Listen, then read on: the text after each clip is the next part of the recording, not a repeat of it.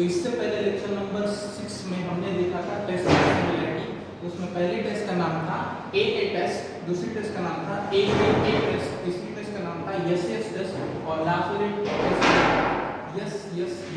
Okay, तो अभी हम क्या करने वाले हैं, प्रैक्टिस सेट 1.3 के क्वेश्चंस देखने वाले हैं। तो आप क्या करो, प्रैक्टिस सेट 1.3 का क्वेश्चन नंबर 1 लिख लो। ओके, क्वेश्चन नंबर 1 पूरा लिखना है आपके नोटबुक में। उसके बाद हम क्वेश्चन नंबर 1 का आंसर लिखने वाले हैं। ठीक है, तो जैसे कि आप देख सकते हैं बोर्ड पे मैंने क्वेश्चन का डायग्राम बना के रखी है। तो अभी हम समझेंगे कि यहाँ पर गिवन क्या और पूछा क्या। ठीक है, तो आप गिवन क्या देखो, यहाँ पर दिया है ट्रायंगल ABC में। ओके, ट्रायंगल ABC में एंगल ABC को दिया है 75 डिग्री। ओके, और एंगल ADC को दिया है 75 डिग्री।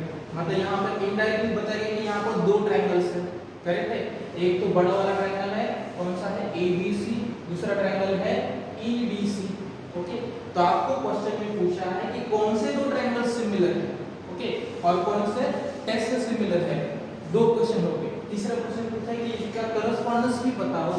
ओके, करस्पॉन्डेंस भी बताना है। तो यहाँ पर इसी क्वेश्चन की मदद से हमें करस्पॉन्डेंस भी समझेंगे। ओके, तो सबसे पहले देखेंगे यहाँ पर, लेकिन करस्पॉन्डेंस हम पहले से डिसाइड करने वाले हैं, क्योंकि करस्पॉन्डेंस पहले से डिसाइड करते जाओ तभी आपको क्या होगा, आसानी होगी। चलो फिर स्टार्ट करते हैं। इसके आंसर को डायग्राम पहले ड्रॉ करनी है। ओके, देखते हैं फिर हमें क्या लिखने वाला हूं। करस्पॉन्डेंस लिखते वक्त देखो मेरी प्रोसेस कैसे करने वाला हूं। इन ट्रायंगल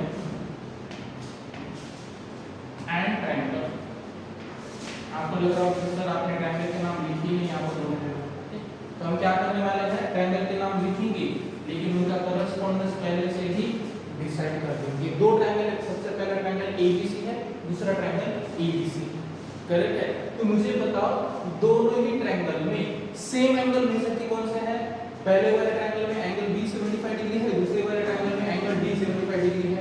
इसलिए मैं क्या करने वाला हूं, दोनों केस में पहले इधर B लिखूंगा और इधर लिखूंगा D, क्योंकि दोनों के मेरे क्या है 75 डिग्री। करेक्ट है, अभी ट्रायंगल ABC में एंगल C है, ट्रायंगल EDC में भी एंगल C है, मतलब दोनों के एंगल C का मेजर सेम होने वाला। आपको पता है एंगल C के आर्म छोटे या बड़े रहेंगे, मेजर तो उतना ही रहेगा, इसलिए दोनों जगह में C लिख दूंगा। इधर ये वाला C और ये वाला इधर C।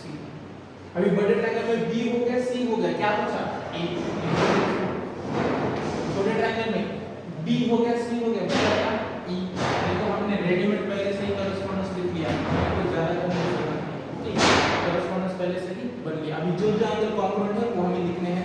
सबसे पहला ट्रायंगल जो कॉन्ग्रुएंट है angle ABC equal to angle ABC। ये लिखो, फिर लिखो angle ABC equal to angle EDC। Equal to लिखो या फिर कॉन्ग्रुएंट लिखो, दोनों। ठीक है, रीजन क्या लिखना है, बोथ आर 75 डिग्री। रीजन क्या लिखना है, बोथ आर 75 डिग्री। ओके, हमारे पास टेस्ट कौन सी A टेस्ट है, A टेस्ट है, तो हमें यहाँ A टेस्ट हमारा काम हो जाएगा। दूसरा कौन सा एंगल सेम है दोनों का, angle C।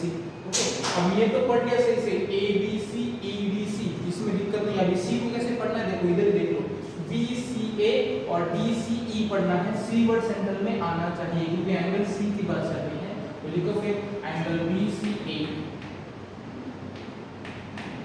Equal to angle कौन सा है, तो देखो DCA। रीजन क्या है इसका, कॉमन एंगल लिखो या फिर सेम एंगल लिखो, दोनों में से कोई भी चलेगा। तो फिर हमें क्या मिला, ये दो ट्रायंगल्स में दो एंगल क्या है, सेम मेजर के है। तो इसीलिए हम क्या लिख सकते हैं, देयरफॉर ट्रायंगल का correspondence BCA is similar, similar है, कॉन्ग्रुएंट नहीं है, सिमिलर ट्रायंगल DCE।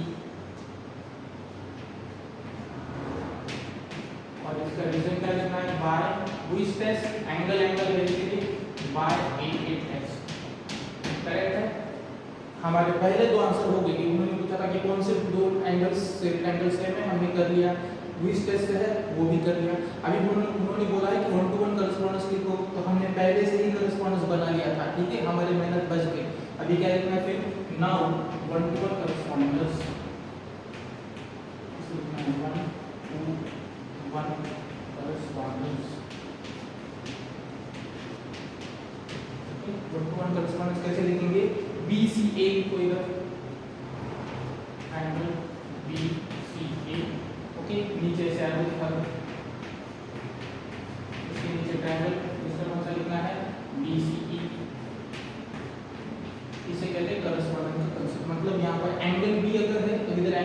बी होगा, या अगर एंगल सी तो इधर एंगल सी होगा, क्योंकि कॉमन है इसीलिए, एक्सेप्शन केस है। इधर अगर एंगल ए है तो इधर एंगल होगा ई। तो ये क्वेश्चन आपको एग्जाम में कितने मार्क्स के लिए आएगा? 2 मार्क के लिए आएगा। और हर ज्योमेट्री के क्वेश्चन में आपको ये बात कंपल्सरी याद रखनी है कि आपको ज्योमेट्रिक फिगर अगर उन्होंने दी है तो रिपीट आपको वो आंसर में लिखनी है, क्योंकि जब भी बोर्ड के एग्जाम में एग्जामिनर चेक करेगा तो उसके लिए अगर ये डायग्राम उसके सामने रहेगी तो वो रिलेट जल्दी कर पाएगा, उसका भी कॉन्फिडेंस आएगा कि आपको ये पूरा समझा है और वो आपको आउट ऑफ मार्क्स देने की मेंटालिटी रखेगा। और अगर आप डायग्राम नहीं ड्रॉ करते तो फिर उसको ढूंढना पड़ेगा आंसर की में, क्वेश्चन पेपर में, फिर उसको तकलीफ होगी, फिर वो आपको तकलीफ देगा। ये चीजें आपको याद है। ओके,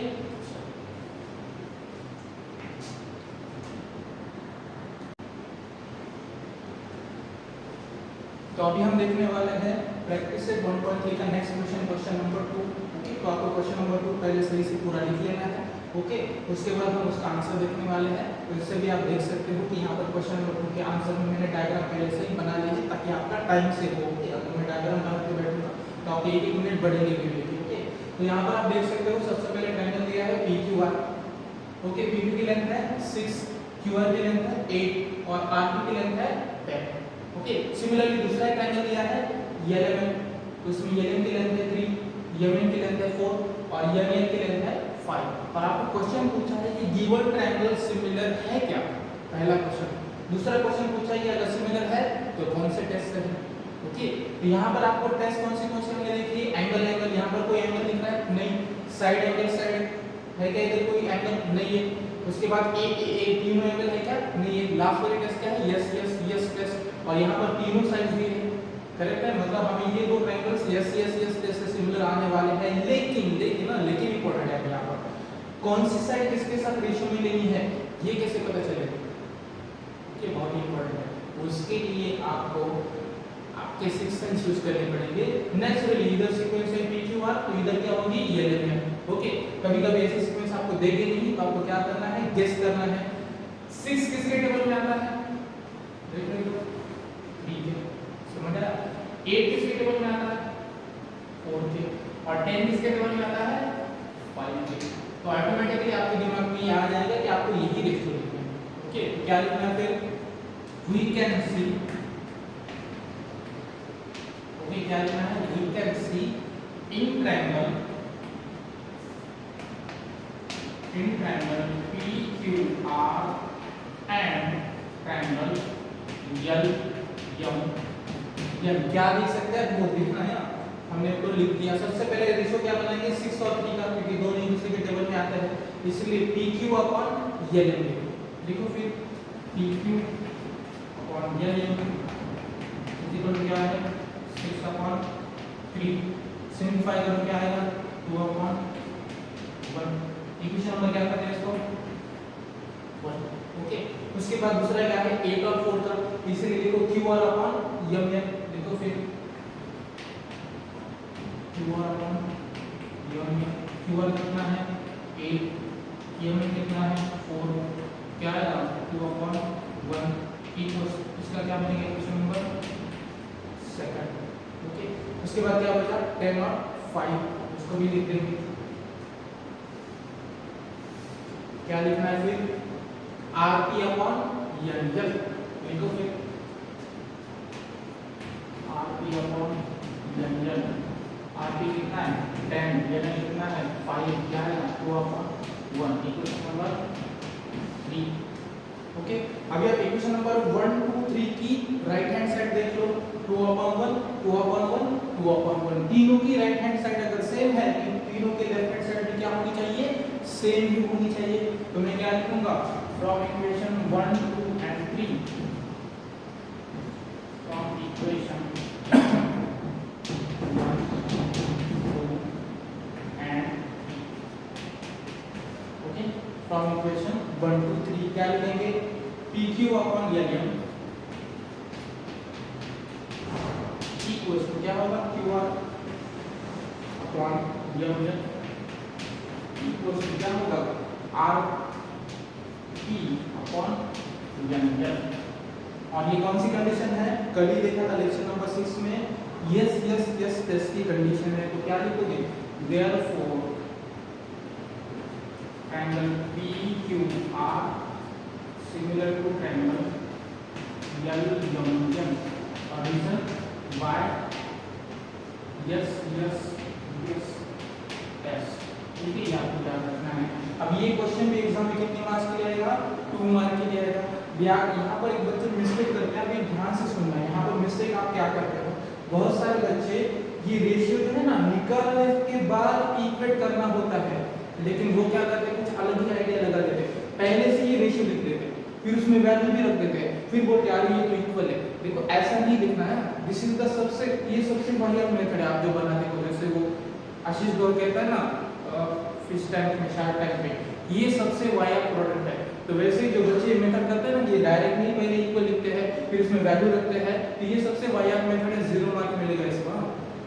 बिल्कुल वो मेथड नहीं करनी है अप्लाई, गलती वाली भी। कौन सा करना है, पहले इनके रेशियो निकालने हैं, फिर उनकी राइट हैंड साइड देखनी है और उसके बाद इनको इक्वल बोलना है, पहले से इक्वल नहीं। ओके,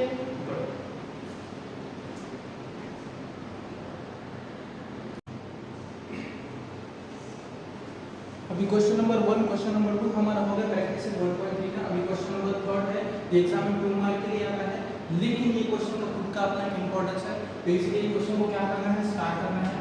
यहाँ पर एक चीज ऐसी है जो आपको मन से एज्यूम करनी है, यहाँ पर वो मिलेगी। ओके, क्या करना है, मन से एज्यूम करनी है। क्या एज्यूम करनी मैं बताऊंगा, ठीक है। यहाँ पर आपको दिया क्या है, ये डायग्राम आपने ड्रॉ कर लो पहले, सबसे पहले क्वेश्चन भी लिख लो। ओके, और आंसर में क्या करना है, ये डायग्राम वापस से ड्रॉ करनी है। अभी हम डिस्कस करेंगे यहाँ पर क्या गिवन है और क्या आपको निकालना है। आपको बोला गया है कि 2 पोल्स है अलग अलग। सबसे पहला पोल है पी आर, जिसकी हाइट है 4 मीटर। ओके, अब ये पोल कैसे है, सनलाइट में है। सपोज यहाँ से सनलाइट आ रहा है, तो सनलाइट की वजह से क्या होगा, इस पोल की शैडो गिरने वाली है, करेक्ट है। सपोज उस पोल पी आर की शैडो गिरी है इतनी, क्यू आर की। ओके, या कितनी शैडो गिरी है, 6 मीटर, 6। ओके, फिर एक दूसरा पोल है बिगर 8 मीटर का। ओके, एसी, उसकी शैडो कहां तक गिरी है, एक्स लेंथ तक, मतलब बीसी। ओके, फिर उन्होंने ये बोला नहीं है कि ये पोल और उसका शैडो का जो एज है फाइनल दोनों को ज्वाइन कर दिया है, जो छोटे का, तो पीक्यू मिल गया। सिमिलरली बड़े पोल का अपर वाला पॉइंट और उसकी शैडो का लास्ट वाला पॉइंट दोनों को ज्वाइन करके ए भी मिल गया। तो इनडायरेक्टली आपको क्या मिले, 2 ट्रायंगल्स। ओके, फिर आपको बोला गया है कि बड़े वाले पोल की शैडो की लेंथ क्या होगी, मतलब बीसी कितना होगा। ठीक है, तो यहाँ पर एक एजम्पशन आपको सपोज करना पड़ता है, जब भी किसी पोल्स की शैडो गिरती है और उनकी वजह से 2 ट्रायंगल जो बनते हैं ना, वो हमेशा सिमिलर होते हैं। ये आपको पहले पता होना चाहिए, उसके बाद इसको सॉल्व करना है। इसको सिमिलर प्रूव करना नहीं है, अंडरस्टूड। ये सिमिलर होते ही है, इसलिए इसको मैंने क्या कर दिया है, स्टार लिखो। फिर वी नो क्या लिखना है, the triangles, okay, the triangles formed by the triangles formed by poles, if a pole लिखो and its shadow, okay, are always similar, वो हमेशा क्या होते हैं, सिमिलर ही होते हैं, हमेशा क्या होते हैं, सिमिलर होते हैं। इसीलिए हमें क्या पता चलेगा, दोनों ट्रायंगल सिमिलर है। फिर हमें जो करस्पॉन्डेंट ढूंढना है वो कैसे ढूंढेंगे, मैंने पहले ही बताया था। 8 किसके टेबल में आता है, इधर देखो 4 के, मतलब आपका करस्पॉन्डेंस AC अपॉन PR होने वाला है, और इधर देखो ये CB अपॉन RQ होने वाला है। फिर भी अगर आपको डाउट आ रहा है कि सर मुझे इससे थोड़ा सा डाउट लग रहा है, तो आपको ये पता होना चाहिए पोल हमेशा ग्राउंड के साथ कितना एंगल बनाता है, 90 डिग्री वाला, इसलिए एंगल 90 डिग्री आने वाला है। इसीलिए आपको ऐसा करस्पॉन्डेंस मिलेगा। तो लिखेंगे क्या, देयरफॉर ट्रायंगल कौन सा है, सबसे पहले PRQ या फिर PQR बना लो, कोई दिक्कत नहीं है। ट्रायंगल PQR सिंगुलर ट्रायंगल कौन सा है, ABC।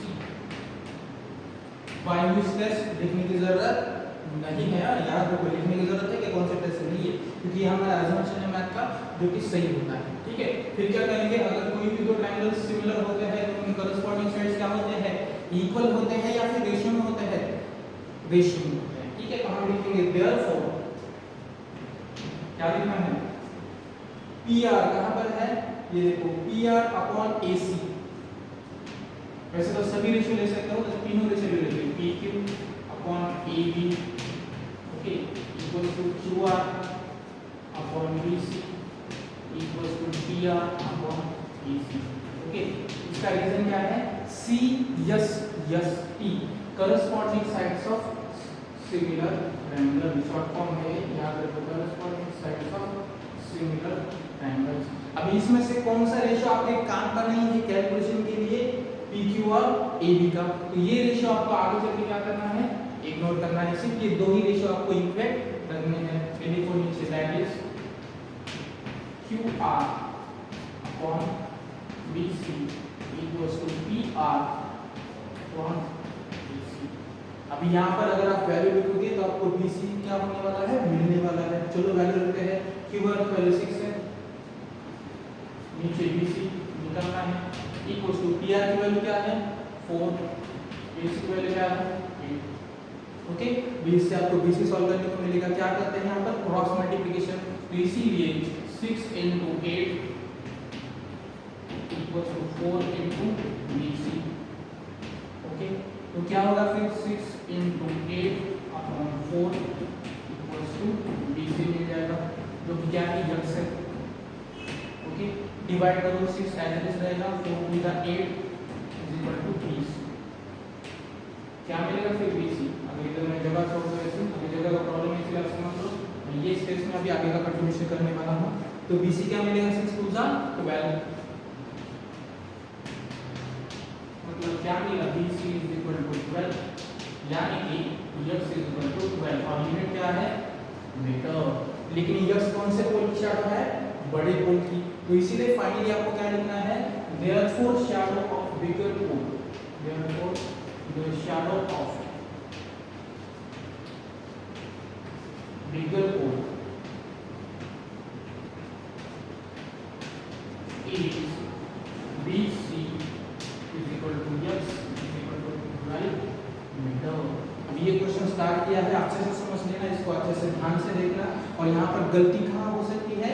ये रेशियो लिखते वक्त, ठीक है, साइड के नीचे वही साइड आनी चाहिए। इसीलिए ये करस्पॉन्डेंस बहुत इंपॉर्टेंट है, जो आपको ऑटोमेटिकली पता चल जाएगा, या फिर आप राइट एंगल की मदद से इसको कैलकुलेट कर सकते हो, या फिर 4 और 8 का रिलेशन है, एक दूसरे के टेबल में आते हैं, इससे भी कनेक्ट कर सकते हो। तो इसके ऑर्डर इंपॉर्टेंट है। अगर ऑर्डर आपकी नहीं बनी तो आगे का कैलकुलेशन क्या हो जाएगा? पूरा गलत, और की हेड क्या हो जाएगी? गलत आ जाएगी। ओके, तो you need to focus on this example.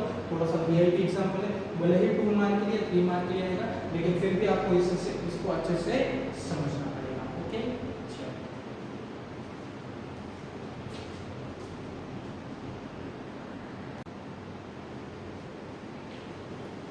तो हमने आप तक 3 क्वेश्चंस कंप्लीट कर लिए हैं प्रैक्टिस से 1.3 के। अभी और ये इस लेक्चर का भी लास्ट क्वेश्चन होने वाला है, और ये क्वेश्चन उसमें से अभी थोड़ा सा कॉम्प्लिकेटेड है, ठीक है। तो आपको क्या करना है? क्वेश्चन नंबर 4 सही से लिख लेना है पूरा आपकी नोटबुक में।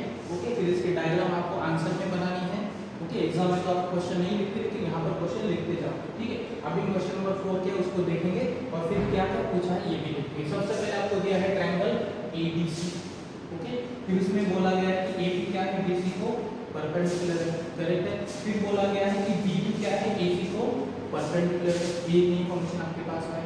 उसके बाद आपको बोला गया है कि AB की लेंथ है 7, AB की लेंथ क्या है? 7, और BQ की लेंथ क्या है?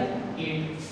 ओके, फिर आपको पहला प्रूफ करने के लिए बोला है कि ट्रायंगल APC और BQC सिंगल होगा। क्या बोला गया है? ट्रायंगल APC और BQC सिंगल होगा। ओके, और ये सिंगल प्रूफ करने के लिए हमारे पास सफिशिएंट कंडीशन है, ठीक है। और दूसरा काम बोला गया है कि AC को फाइंड करो। ओके, तो सबसे पहले पहला काम करेंगे, ट्रायंगल APC और BQC को सिंगल प्रूफ करेंगे। ओके, तो हमारा आंसर स्टार्ट हो गया है। डायग्राम हमने लिख ली है, तो क्या लिखेंगे? इन ट्रायंगल पहले लिखा एंड ट्रायंगल, पता है ना हम कैसे प्रोसेस करते हैं। अभी APC ट्रायंगल और BQC दोनों में सेम क्या है? आप देखो, दोनों में एक एक एंगल 90 डिग्री है। APC में 90 डिग्री कौन है? एंगल P, तो इसलिए यहाँ पर मैं लिखने वाला हूँ P। या शुरुआत में लिखूँ चलेगा। ओके, सिमिलरली इधर क्या लिखना है? फिर 90 डिग्री वाला कौन है? Q। ओके, उसके बाद ट्रायंगल APC और BQC में कॉमन एंगल कौन सा है? एंगल C, उसको भी लिख दो फिर C और ये C। अभी दोनों की एक ही वर्टेक्स रह गया। ट्रायंगल एबीसी में बी हो गया सी हो गया, क्या बचा ए, लिखो फिर इसको। ट्रायंगल बीक्यूसी में क्यू हो गया सी हो गया, बचा क्या बी, लिखो फिर इसको। ओके, हमें सिमिलरिटी के लिए हमें दो एंगल्स चाहिए, दो एंगल्स इधर ऑलरेडी है, दोनों में एक एक एंगल 90 डिग्री है, दोनों में एक एक एंगल कॉमन भी है। तो सबसे पहले 90 डिग्री वाला एंगल उठाएंगे, तो लिखो फिर एंगल 90 डिग्री कौन सा है, पहले में ए बी सी में पी है, तो पी को कैसे पढ़ोगे, C P A, angle C P A equal to angle, अगर इधर मैंने सी पी ए पढ़ा, इधर क्या पढ़ूंगा C Q B, correspondence important है, C Q B, reason both are क्या 90 डिग्री, ठीक है, लिखना है बोथ आर 90 डिग्री। ओके, दूसरा एंगल कौन सा है, दोनों का एंगल सी है, सी को कैसे पढ़ोगे, P C A Q C B, पहले से ही है, लिखो फिर angle P C A equal to angle Q C B, reason common angle, क्या लिखना है कॉमन एंगल। ओके, और इसकी वजह से ये दोनों भी ट्रायंगल सिमिलर होंगे, कौन सी टेस्ट है, करेक्ट ए टेस्ट है, लिखो फिर therefore triangle PCA similar triangle QCB, okay, reason by A test.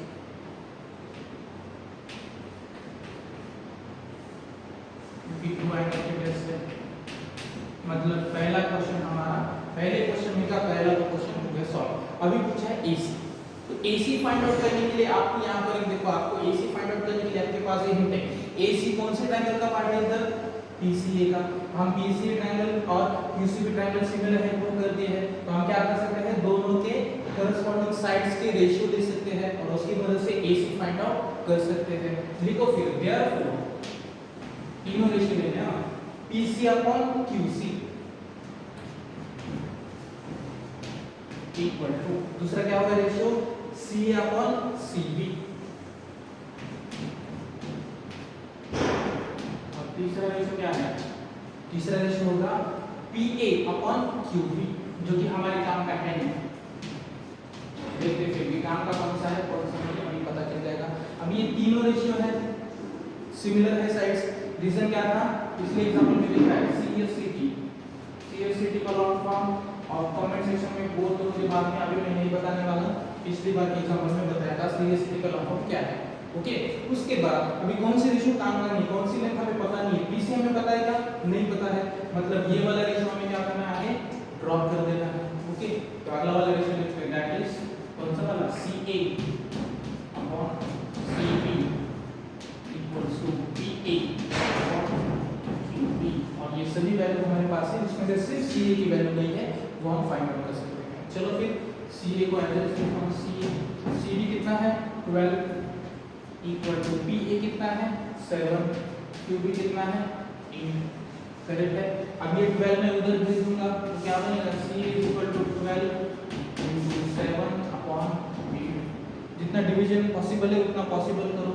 CA is equal to 3 4 3 का 12, ओके, और 4 2 का 8, ओके, ये है 7 है, करेक्ट है, करेक्ट है, देख लो 4 3 का 12 4 2 का 8, तो CA क्या बनेगा 3 7 का 21 अपॉन 2, CA की वैल्यू क्या आई है 21 अपॉन 2, लेकिन उसको आगे सॉल्व करना है, इधर जगह अगर हम इधर ऐसे छोड़ते हैं, ठीक है, आपको थोड़ा सा एडजस्ट करना पड़ता है, बोर्ड की जगह में है, ठीक है, तो we have to adjust it. C is equal to 21 upon 2, मतलब 21 का हाफ क्या होता है, 20 का हाफ 10 और 1 का हाफ 10.5, मतलब यही आपका आंसर है।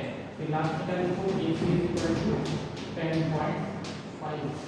इस तरीके से आपका क्वेश्चन नंबर 4 सॉल्व हो गया है, करेक्ट है। तो ज्योमेट्री समझने के लिए, ज्योमेट्री सॉल्व करने के लिए आपको क्या करना होता है, आपके थ्योरम्स बहुत ही अच्छे से लर्न करने पड़ते हैं, ठीक है। फिर आपका करस्पॉन्डेंस के भी कुछ चीजें ऐसी आती है जो आपको अच्छे से क्लियर रखनी होती है। आई होप क्वेश्चन नंबर 4 आपको समझ में आया होगा, ओके। तो ये हमारे लेक्चर का लास्ट एग्जाम था, इसके आगे के जो क्वेश्चंस हैं वो हम आगे लेक्चर में कंटिन्यू करने वाले हैं। फिर भी अगर किसी स्टूडेंट को किसी भी कंसेप्ट से रिलेटेड कुछ क्वेरीज है तो आप कमेंट बॉक्स में बोल सकते हो, और मेरे वीडियो के थंबनेल में आपको मेरा नंबर भी है, उस नंबर पे आप मुझे पर्सनली व्हाट्सएप कर सकते हो, इस नंबर पर यही क्वेश्चन लिख तो 99% मैं तो वीडियो बना के सेंड कर दूंगा, 1% आपको मैं रेडीमेड सॉल्यूशन भी सेंड कर सकता हूँ। Okay, so we will stop our lecture. Thank you everyone, have a nice day.